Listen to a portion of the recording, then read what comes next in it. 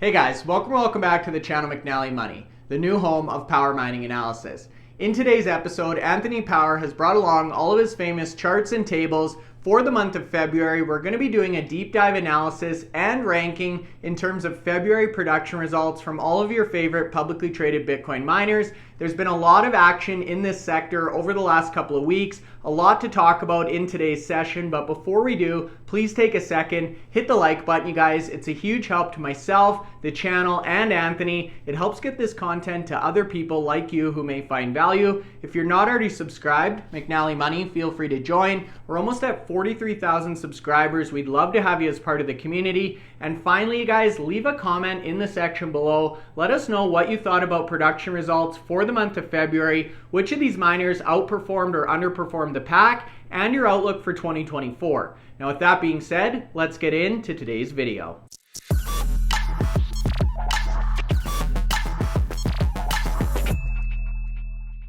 Okay guys, so that's right. Today's video, much anticipated. Anthony Power is back. He's brought along his tables for the month of February. In today's video, we're going to be doing a full review, analysis, and some additional pieces of news that came out in the month of February, really comparing and contrasting a lot of your favorite miners. So Anthony, thanks so much for being with us today. Really looking forward to this one. Thanks for having me, Bryce. Yeah, you're most welcome. Now, I know you've brought your tables and charts along. Before we get into that, though, can you kind of set the table or set the macro stage for us? What were some of the general themes and trends in the month of February? Yeah, so February itself, 29-day month this year, leap year month. We saw the global hash rate continue to rise. I mean, it rose, to 600 in 2023, by the end of 2023, and already in 2024, during February, it had already gone past 700, and it peaked at 735 exahash. What does that mean for miners? Well, it means the difficulty has to be reflected. If there's too much hash rate, it means that the blocks will be rewarded quicker than the 10 minutes, and so therefore a difficulty is applied to make it more challenging for miners to find that next number and to get the block time back towards the 10 minutes. And so we saw the difficulty increase in February because the hash rate was continuing to rise. So that means, if the difficulty went up by, I think it was about 11% over the month, that means production's affected from the mining companies. So they're effectively, able to mine 11% less in Bitcoin terms. However, what we saw was the Bitcoin price escalate from 42,500 at the end of January to just over 61,000 at the end of February. And that was an increase of 18,600 or 44% in the space of a month. And already this year, we've seen the Bitcoin price rally as high as 70% since year to date, on top of the fact it rose from 155% in 2023 alone. So we've seen some significant rise in the Bitcoin price. It was a challenging month for miners, but from a terms of production for miners, actually, the increase in the Bitcoin price, the revenues they were able to achieve were more than able to offset the reduction in actual Bitcoin they were able to mine. And why is that price, increase? I mean, we've talked on many podcasts, the impact that the SEC approvals had on the Bitcoin ETFs, that can't be underestimated. I mean, if you just look at, one day in March, I think it was March the 12th, there was a billion of net inflows into the spot ETFs in one day. Now, bear in mind, every day at the moment before the halving, only 900 Bitcoin can be produced. And those 900 Bitcoin that were produced on the 12th of March had a value of about 65 million. And yet there was 1 billion of net inflows going into the ETFs that day. So if you look at that from a sort of like demand supply, that's 15 times more inflows in Bitcoin into the ETFs than was actually produced on the day. How long can that be continued? Those inflows continue because they're just eating up all the Bitcoin. Some of these mining companies aren't selling their Bitcoin now because of the fact the price is going up, and we'll talk about that later in the podcast. But there's a huge demand out there for Bitcoin, and we've seen the price increase since the beginning of March, and it reached a peak of 73,000 last week. It's come off that a little bit now, maybe some profit taking, whatever, but it's still significantly higher than it was at the end of January. So that's an interesting news point. What your thoughts on that, Bryce? Yeah, it's just incredible to see the global hash rate continuing to rise. And when you talk about in excess of 700 exahash, most of the companies we cover, Anthony, have like 5, 10, 15, 20 exahash. So to think about the global computing power that goes into this network is absolutely amazing. And that's what really gives the Bitcoin network and the blockchain that security, right? And that decentralized component. The other thing you talk about is the Bitcoin price, Anthony. We have never seen an all-time high prior to halving. So a lot of people are really expecting this to be the bull cycle of all bull cycles. So we'll see how that works out. But definitely some interesting themes, or I guess headlines here in the Bitcoin mining space. What gets me about this industry, Anthony, is there's so many unique components like difficulty and halving and things that you just don't have in other industries. That keeps it interesting for you and I and everyone else in the space. So now moving along, kind of narrowing down to the company specific results. Maybe we'll start off, Anthony, with the self-mining summary. So this is kind of your grand table. It shows a lot of different metrics. You guys, we don't have enough time and resources to cover every single mining company, so we do our best to cover the most popular and kind of rotate in some new ones each month. But Anthony, why don't you walk us through kind of some of the highlights here, maybe who outperformed, underperformed compared to the pack and compared to last month? Yeah, so in terms of obviously production, one company didn't perform as it was expected, and that was Marathon Digital. We reiterated like December. They had a fantastic month. They broke literally every record there was to break in Bitcoin mining from the public traded miners in North America. With well over 1,800 Bitcoin produced that month. But then we saw in January that number dropped by 40% down to literally just over 1,000 Bitcoin, and we've seen a drop again in February, and that figure's now down to 833 Bitcoin. So it wasn't even the highest Bitcoin achieved by the miners. So Core Scientific managed to mine 893, so they took back the top spot from Marathon. Bear in mind, Core Scientific mined the most Bitcoin in 2021, 2022, and 2023 from a yearly perspective of all the public miners. So it won't be a shock to see them up there. But when you think about how much energized hash rate Marathon were able to achieve in the latter part of 2023 and get over that 25, and now with a current nearly 29 exahash, they just weren't able to produce the Bitcoin that shareholders were expecting. And they articulated as to why. They had some issues with some of their sites not being able to power up, so they lost a lot of power at some of their sites. And we've seen them go in and purchase another facility now to increase their level of infrastructure owned facilities, which I think gets them to about 55% of their business is now infrastructure owned. So they're gradually getting to that point, where many people were expecting to move into a while back. This asset light model hasn't totally worked out for them in this case, and they realize that control is important, and they're sort of now looking to gain control of all their facilities at some point in time, and they've got the balance sheet to do that. So we wait to see how they're going to do in March. But in March at the moment, from what we're led to believe, it's like a 3-horse race between Core Scientific, CleanSpark, and Marathon as who's going to mine the most Bitcoin. Core Scientific are fairly consistent. They're generally mining about 30 Bitcoin a day. So at the moment, it suggests that they're probably leading the pack, because we've seen the numbers from Marathon and CleanSpark in recent days from some of the people who've got access to the wallets, and the numbers don't tend to stack up as to what we expect Core Scientific to be doing, because they do issue on a daily basis an update of what they've mined, and it's usually around the high 20s, 30 Bitcoin every day. So the number I saw this week didn't stack up as to they would be in any other than first place at the moment. But we've got the rest of the month to go, and if Marathon get back online, 28 exahash, 29 exahash is a significant amount of hash rate, and that's nearly 10 exahash more than Core Scientific. So they have got a chance to catch back up. But as I say, they the last couple of years, they've had some months where the production has not really reached where the shareholders were expecting it to. So let's watch out for March for those. Core Scientific had a great month. CleanSpark as well had a good month at 648.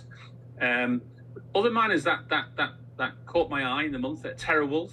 TeraWulf now got a total energized hash rate of 7.9, due to be reach 8 exahash in March itself.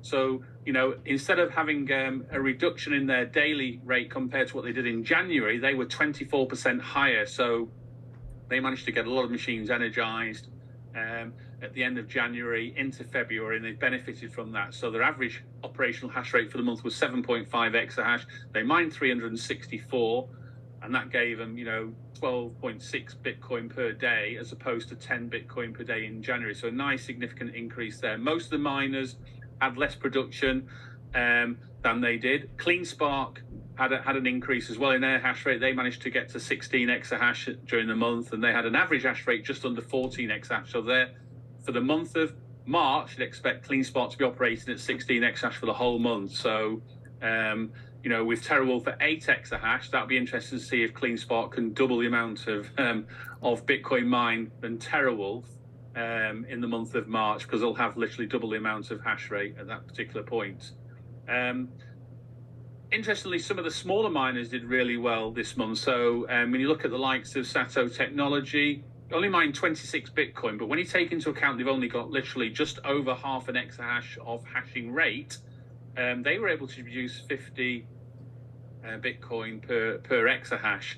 And effectively, that was the highest amount achieved from all the mining companies. And DMG blockchain were also able to produce, a punch above their weight in certain aspects, and they were able to produce 49.3 Bitcoin per exahash, which put them into second spot. So some of the smaller miners doing really well.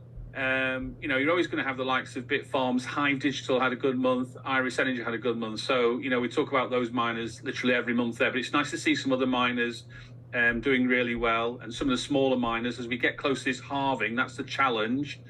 Is some of these smaller miners get the Bitcoin produced, get those low energy prices in place, get the more efficient miners, and we're even starting to see some of these smaller miners get new machines coming in. So as we speak now, the likes of DMG have got 50% of their order for I think it's S21s, T21s. So they've got an order of 4,550. 50% of that order are due to be shipped in March. And once they're installed, that'll give them an extra 400 petahash. That's an increase of nearly 40% of what they've got at the moment. And take them to 1.5 exahash just in time for the April Bitcoin halving. So these T21 miners, which we've heard from some of the mining companies, we've heard Ben talk about the T21s. We know that Taylor from CleanSpark is also impressed with the T21s as well. And the operational performance of these miners has been exceptional, significantly higher than what the actual documentation suggests they'd be able to achieve. So it looks like Sheldon at DMG is taking those sort of notes on board there, and he's bringing in a lot more miners to enhance his efficiency, bring the efficiency down, and get that hash rate up like he promised to do in 2024. So a good month for those. I just want to talk on just a couple of other quick points as well. We heard about Bitdeer breaking news in February. They've announced that they're going to start producing their own or manufacturing their own mining machines, and people sort of thinking, Bitdeer technology, what's a mining company doing building their own machines? Well, you've got to remember Bitdeer were previously part of the BitMaker, so there is some expertise in that company. They've got a significant R&D team, about 50 employees there. So they've done the testing now on their machine, and they're achieving a power efficiency of 18.1 joules a terahash, which is only slightly worse than the actual S21, which is achieving 17.5. So that promises a good performance if they can do it. And there are lots of opportunities for Bitdeer here. I mean, they can improve the machines that they've got at the moment by rolling out their own machines, where they'll be paying for their chips and building machines. And bear in mind, 80% of the mining machine is the actual chips themselves. So there's only 20% in the actual build cost associated with that. They'll be able to build their own machines for themselves, replace more efficient machines with the machines they've got at the moment. And by replacing more efficient machines, that'll give them a real benefit there. But the other possibility is if they can get production numbers in place and they can get hold of, the chips that they require and build these machines, then they could actually sell these machines to other mining companies.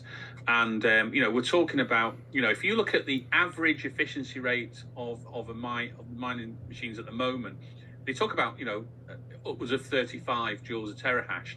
If these machines can come in at 18, that's a significant benefit for all miners to be considering. So, having another competitor out there, it will be dependent on what they can produce. Have they got the manufacturing ability to get that level of production in place? I'm sure it's something they're probably working on now to try and deliver that. But by announcing this latest, Bitcoin mining chip with 4 nanometer process technology is certainly eye-opening now in the space, and that gives them that sort of like that first, real vertically integrated mining company out there that can sort of like control literally all the elements now in the process. Another company I want to just touch on is Bitdigital as well, because they released their revenues that they're receiving from high performance computing and the AI sector as well. And in their update, they acknowledged they received, an estimated $4 million for the month of February. Now, they talked about this just over a month ago. We've had Sam on the podcast. They have a current contract for $50 million a year, so it doesn't take, a challenge to work out what the monthly amount of that contract should be. And putting $4 million in for February pretty much tells us, that's an annualized rate of $50 million a year or close to. So, and Sam's very positive about, where the potential of this contract could be in, by the end of this year. And he's thinking, not 50 million, he's thinking 100 million. So it's going to be really, really interesting. We've got other CEOs coming on the podcast this week. And another CEO, Adam Sullivan from Core Scientific, they've also announced that they're looking especially in this space. And they just unveiled a multi-year contract committing to supply CoreWeave, which is a specialized cloud provider, with up to 16 megawatts of data center infrastructure. So that's one of the big four moving into the HPC space. We didn't anticipate that. We've heard comments from some of the mining CEOs. We've heard from Ben from Bitfarms. We've heard from Fred from Marathon Digital. Clearly, they're not interested in other services. They're focusing on Bitcoin mining. But some of these other miners see this as a potential to bring in other revenues that just aren't correlated to the Bitcoin volatility. And so, as data center managers, if they have the quality of data center that's required for HPC, and believe you me, it's a significant difference from what's required for Bitcoin mining, this is maybe an area that some of them, are looking at. And when I say some of them, I'd say 75-80% of the mining companies that we cover in the tables are absolutely positively looking at HPC. So we'll get Adam on tomorrow, and we'll certainly be asking that question from their perspective. What do they see as the benefit of going into this space and moving away a little bit from Bitcoin mining and focusing on other business lines? What's your thoughts, Bryce? It's really interesting. I wanted to bring Adam Sullivan on from Cores tomorrow. It's interesting to me, and I said this to you yesterday, Anthony, how consistent they managed to be despite all of the financial troubles, the Chapter 11, all the drama, the leadership changes, consistently putting up huge numbers month after month, year after year. So I'm looking forward to that. As you alluded to, I'm interested to see the thinking behind the HPC. As we interview these CEOs, Anthony, some of them literally say, HPC and Bitcoin mining have nothing in common other than they use a lot of energy. And some of them say, hey, these are the most complementary, synergistic businesses. They fold perfectly into our business model. So it'll be interesting to see. Reminds me kind of the vertical integration versus asset light discussion of last year, right? Some companies were adamant for or against. Another debate we're seeing a lot of is to hodl or not hodl. Obviously with MicroStrategy performance, that would indicate to me that the market likes a hodl. but some CEOs think the complete opposite of that too. So very interesting space, as you mentioned. The Bitdeer self-mining machine, or the seal miner, Anthony, what's interesting to me there is, yes, you say 18.1 joules per terahash. It'll be interesting to see if they can get that at scale, because it's one thing to do some tests on a control group. It's another one to have thousands of these online at the same time. The other thing that's a question mark to me there is, because you mentioned the chip itself is the main or majority cost in these mining rigs.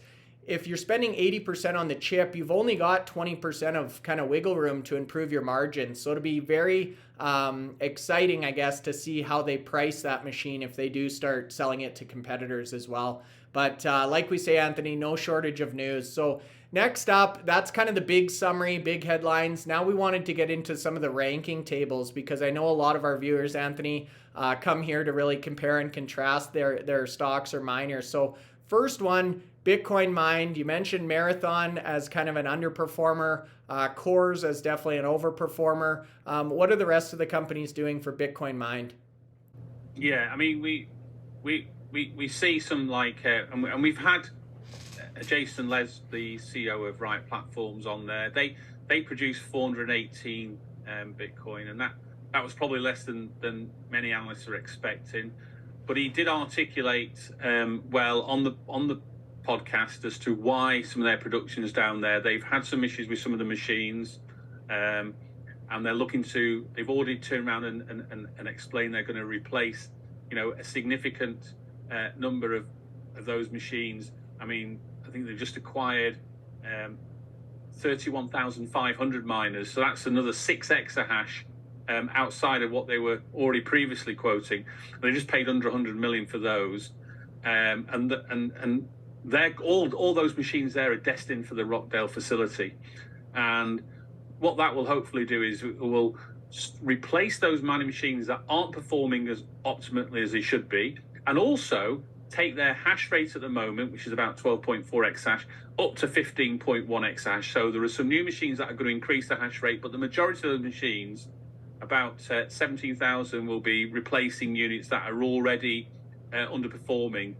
And they expect those to be installed in Q2 and completed during Q3 of this year. So once we see those come through there, and we see the Corsicana site, which is projected to achieve 400 megawatts in the first phase, when that gets switched on there, we'll start seeing some, hopefully some good numbers and get them back up the tables. But where he did touch on in the podcast as to why their production numbers are low as well, another reason is actually they're curtailing because they're getting benefit from the energy price. And he quoted a figure of 2.2 cents per kilowatt hour is what they're effectively paying when you take into account some of the energy credits and some of the power sales that they're achieving. Now, 2.2 cents, that puts them sort of effectively from a gross margin perspective at the top of the table. And when we go through their financials and we start looking at their self-mining business, the numbers are really good. And so it does support what he's saying there. So the production numbers don't always stack up, but the financial numbers for the self-mining elements of their business do stack up. And, they produce margins, I think we're talking around about 80%. And we know there are other miners who've got, low power costs. So we've got the likes of TeraWulf, we've got the likes of Cipher Mining. They can't compete with that level of margin that Riot are producing. So they are getting that bit right there. Yes, we'd want to see more Bitcoin. And as these miners get replaced at the Rockdale facility, as the site at Corsicana gets upgraded and energized and ready to go in by the end of Q1, we should start to see some effectively changing. And bear in mind, the whole of the Corsicana site is going to be immersion and cooling. So, there should be less issues with regards to having to switch miners off from a heat perspective because of the hot weather and that can be achieved in Texas. So we should see some benefits in 2024. And we're looking forward to actually going out there and visiting the site this year sometime and having a look at what they're doing. So that'd be a real good opportunity for us to do that. One thing that Riot did was they didn't sell any of that Bitcoin they produced. So they produced 418 Bitcoin. They added all that to the treasury. So we'll talk a bit more about that in a bit there. Another mine that caught my attention as well was Iris, or IREN as they're now called, formerly Iris Energy. They achieved 7 exahash during the month of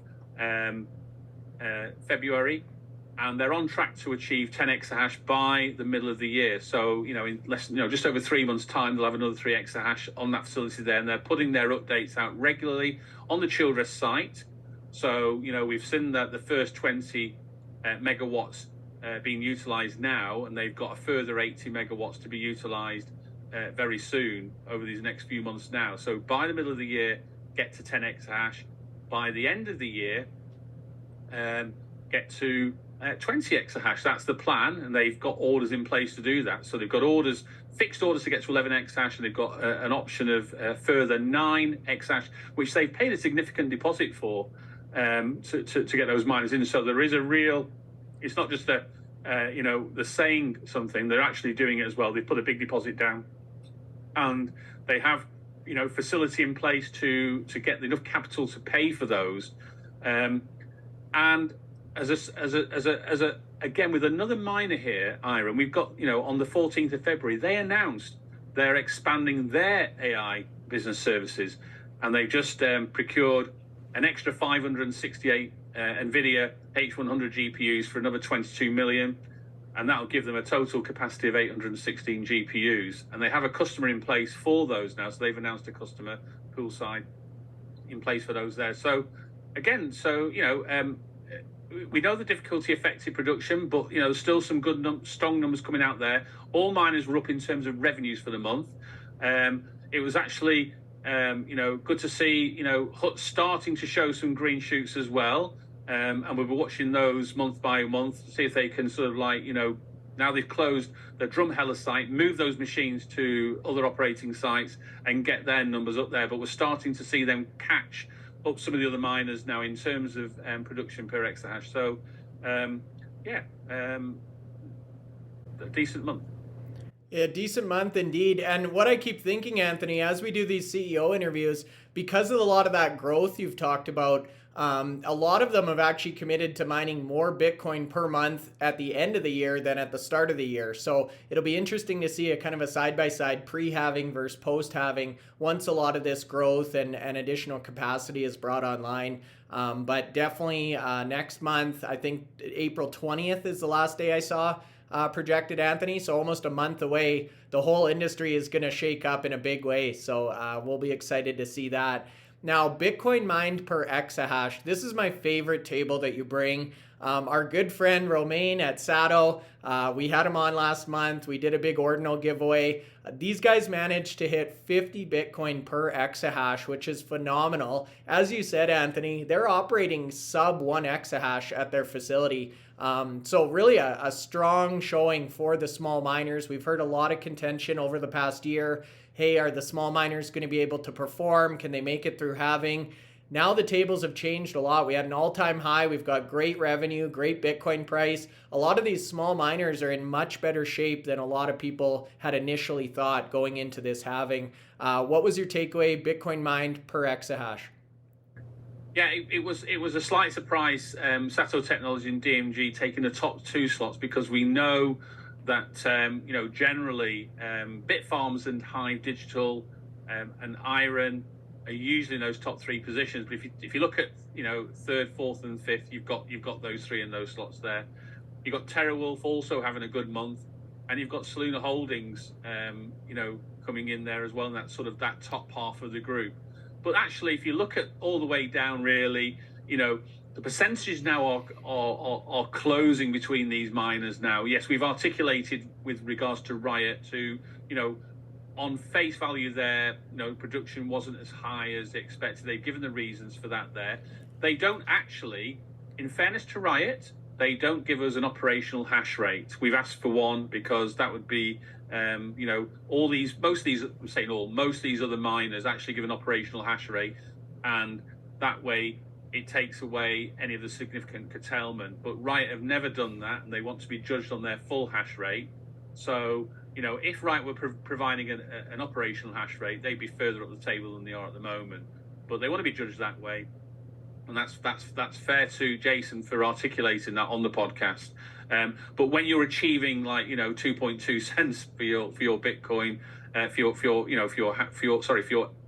when you're achieving 2.2 cents per kilowatt hour for your energy cost when you're mining Bitcoin, that's a significant reduction on what some of these miners are paying. And we're seeing, a lot of these miners paying upwards of 4 cents, 5 cents a kilowatt hour. So that's a great position for Riot to be in. The gap seems to be closing between the miners. Be interested to see what comes out in March there. We know that SATO and Technology and DMG are sort of like in that top 6 group. They were in 2023. I think SATO finished 4th, and DMG I think were either 6th or 7th. So they were sort of in the top half. But they both finished take the first 2 positions this month. So good for those this month. But I'm sure the other miners will be paying attention, because it is a competitive table, and everyone wants to try and achieve as much as they can. And, we'll see what March brings as we get ready for the halving in April. Yeah, totally. Another efficiency-related metric, it's a great segue, utilization. So Bitcoin mined per exahash essentially allows an apple-to-apple comparison between the different sized miners, right? The utilization essentially measures on a percentage basis how well they're taking advantage of the machines that they have in their possession. So this one, another one, SATO very high up the table here as well. Again, correlated, Anthony. What's your take on utilization for the month? Yeah, I mean, you would expect SATO to be up there. If they can achieve that level of Bitcoin, they were probably maximized as much as they do. We know what the hash rate is, just over, I think it's 0.54 of an exahash, so 540 petahash in that sort of terminology. But actually, IREN pipped and, came out top, and IREN were at 99.8%. So rounded to the nearest percentage, it was 100%, but 99.8 was their actual figure. Soluna Holdings came in very well there at 97%. And then you sort of start seeing the usual suspects then coming in there. But if you look at sort of like, you're going down to DMG, where they're all above 90% utilization. So this is, really, really high scoring. In fact, you could argue even Hook with 82%, that's the utilization they've not seen for a long time. So that was a good utilization rate for them. Riot, we've already articulated about. Marathon Digital, well, when you're losing that amount of Bitcoin production, your utilization is going to be the reason for that. And they've been, quick to come out and explain that, some of their facilities just weren't able to power up. And, there were some days, even the last few days, where they weren't even able to mine a block of Bitcoin. And bear in mind, with Marathon's hash rate, you'd be expecting in the region of about 5 to 6 blocks every day with their hash rate without fail. And some days they were mining either no blocks or 1 block. So they've had some real issues lately. Let's see if they can recover that for the rest of March. Great. Now moving along, Bitcoin sold. I alluded to this earlier, Anthony. This is one of the tables. We see literally the full spectrum. We see companies that are selling 0% of their Bitcoin mined. We've had a couple examples this month. Riot is one of those. We've also seen companies like CleanSpark sell just a handful of Bitcoin. You and I cannot figure out where these 2 or 3 or whatever Bitcoin are going. Hive only had a couple this month as well. And then you've got companies that are selling 100%, even some selling in excess of 100% of what they were able to mine in month. And to me, this is the biggest head scratcher of this entire industry, how there can be such a polar opposite viewpoint 1 month away from halving on whether or not it's good to have Bitcoin on your balance sheet. And to me, Anthony, I know I've said this a lot, but MicroStrategy has outperformed any of the miners this year, and they haven't mined a single Bitcoin. So to me, there is some value there. I feel like the investors have appetite for Bitcoin on the balance sheet. But again, some companies just don't see it that way. What's your take on that, Anthony? And what did we see in terms of Bitcoin sold in February? Yeah, I mean, it's clearly we've got sort of like 2 distinct strategies, and you have to sort of like acknowledge the price of Bitcoin rising from where it was, even in December to where it is today. It makes you think actually it's better to hodl as much Bitcoin as we go into the halving with the prices at the moment. And some of these miners obviously felt, the Bitcoin price is going to continue to rise. So you had Riot, who were the only company to not sell any Bitcoin, so they put their whole amount of their Bitcoin into their treasury.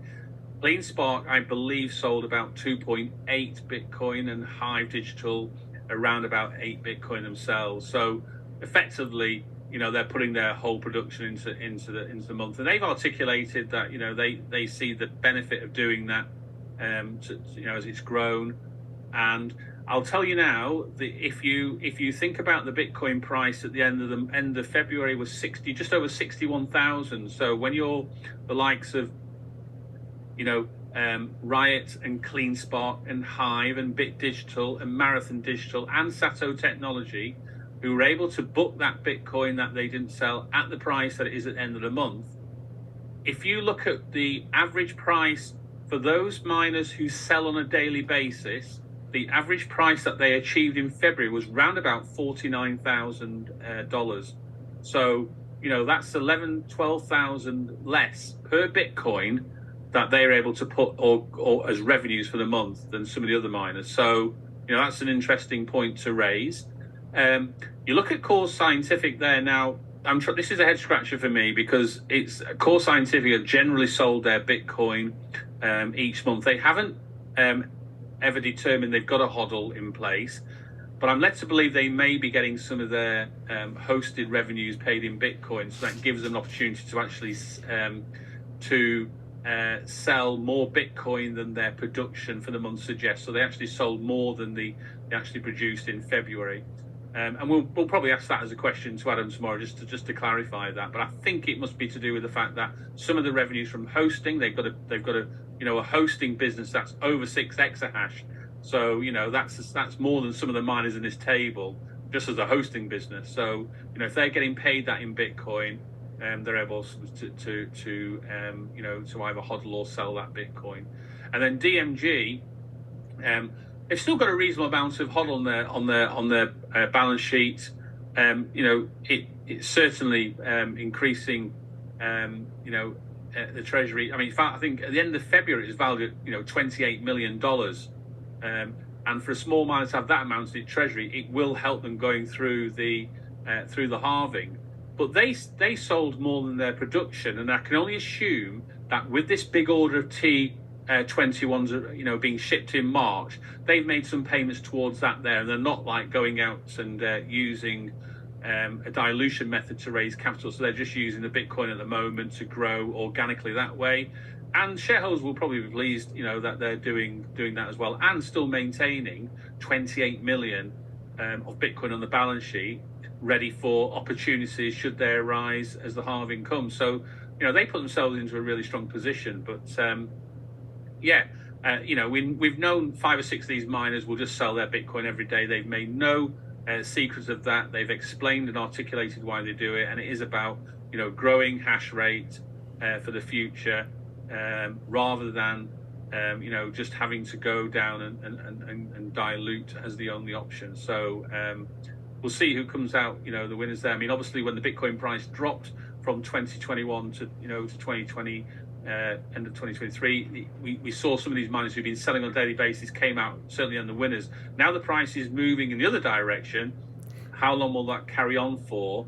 And have some of these miners miss the opportunity of creating a HODL? So we'll be looking at this sort of like this graph and looking at the analysis supporting this graph in a bit more detail to understand who effectively has got the strategy that's winning. Another interesting comment I saw the other day, Anthony, is you mentioned earlier the ETFs are eating up thousands of Bitcoin a day, but globally, all of these miners combined can only produce about 900 Bitcoin. So the other, motivation for hodling is the more Bitcoin these miners hodl, the less is available on the OTC desks for the ETFs. And therefore, even more, discrepancy between supply and demand. So that was an astute point I thought one of our viewers brought up and said, hey, these miners, by selling daily, are almost helping to keep the price where it is or even down, as opposed to just holding on to that Bitcoin. So again, we'll keep our eyes close on that one. The last table, Anthony, This is revenue by energized petahash. We've had a few questions about this one. Correct me if I'm wrong, but the way to read this table for Hive, for example, is for each petahash they had energized in the month of February, they were able to generate $2,914 of revenue, and there's 1,000 petahash in each exahash. Is that correct? That's correct. Yeah. Great. So for the month, we had Hive on top. We had Bit Digital. Again, strong margins coming from the HPC business. They're working their way up that revenue table as well. What were some of the standouts for this one? Yeah, I mean, this is again, it will look at the miners who are able to make good utilization. So to a certain extent, it should closely mirror that, because it's based on energized hash rate, not operational hash rate. So it's the amount of machines they have at their disposal, and so if they can get the most revenues out of those machines during the month, this table will articulate that. It also takes account of any revenues they achieve for not self-mining. So if they're curtailing and they're able to get energy credits or power sales, and we look at the likes of Riot platforms, who announced, I think it was just over a million, I think maybe 1.2 million in terms of power sales and credits received at their facility at Rockdale. That number gets included there, and if they get like a royalty payment with regards to self-mining as well, then that would be included in here as well. So it's anything that the self-mining would be generating. So we don't include high-performance computing in here. Once we get more information from the miners on high-performance computing, we'll start seeing that come through in the quarterlies. We may be able to look at metrics associated with that there. But this is all about self-mining. So it doesn't include hosting, it doesn't include HPC, it doesn't include any miner sales in terms of machines. That will start to happen later this year. This is purely about self-mining, but it's everything associated with self-mining. So if you're turning machines off and there's a financial benefit for turning those machines off, that financial benefit's included in here. So we know in some months in 2023, certainly the warmer months, Riot platforms were sort of like at the top of this table with the amount of credits and power sales they were able to achieve in those months. That literally went, ballistic. The only thing is, you can't achieve that every month for every year. So, but Jason, as I said already in this podcast, he's articulated their strategy. And when you look at their quarterly and annual financial results, you get an understanding of what he's talking about, because the self-mining element of that business is really, really profitable. The hosting element of that business is not as profitable, and they're going through some issues at the moment to try and rectify that with companies that are currently there.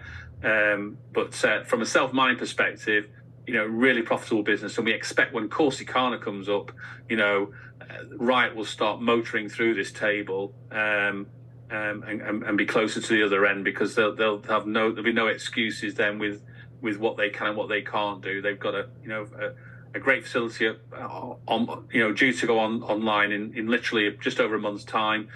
And they're also bringing massively more machines in at the Rockdale facility, so there'll be no excuses come the middle of 2024 with their production numbers going forward. So yeah, we wait to hear from them.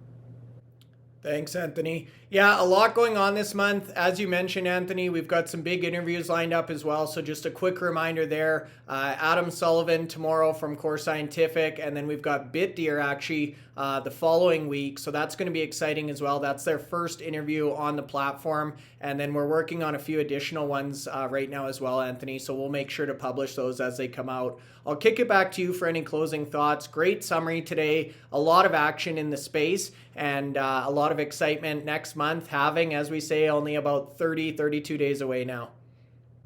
Yeah, I've got two final points to talk about. One is the fact that Bitfarms met their objective of reducing their debt down to zero. So in the month of February, they finished the final payment. So they are debt-free now. And, growth strategies for 21 exahash by the end of the year, all in place, all the machine orders in place. So, that's a significant jump from where they are at the moment. So they've got to literally triple their size, and they've got, 9 months to do it in. So we had Ben on the podcast. It was a really great podcast last week. And he articulated, all things going on with Bitfarms at the moment and how they operate and how they're going to get to 21 exahash. So, the proof will be in the pudding come the end of the year for that one there. TeraWulf as well, also reducing their debt. So I know a lot of shareholders, a lot of people on social media have asked us questions about, the debt size there. But because of the Bitcoin price in recent months, that's given some of these miners more breathing space, more opportunity to draw down on, pay down some of that debt. And so, year to date, they've paid about 40 million off their debt, and they're going to make another payment in April before the halving. So that'll be some of the additional cash they generate in this first quarter. So that's a really good news story as well. That'll please the shareholders, because that's probably the only one area. The downside from a TeraWulf perspective is the fact they've got this amount of debt. But if they can get rid of that debt, we're talking about a mining company who can compete with everybody.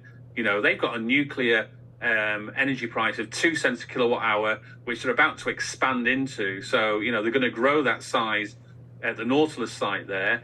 They're also growing their other site significantly as we speak. So building 4 is being produced and finished off. And once that gets finished, they'll get to the 10 exahash and they'll, at Lake Mariner, and then we'll see the next phase of theirs. And the other news story that came through in February was with regards to the TSX, which is the Canadian Stock Exchange, and they recognise the top performing companies in the technology category for 2024, and they have a top 50 list.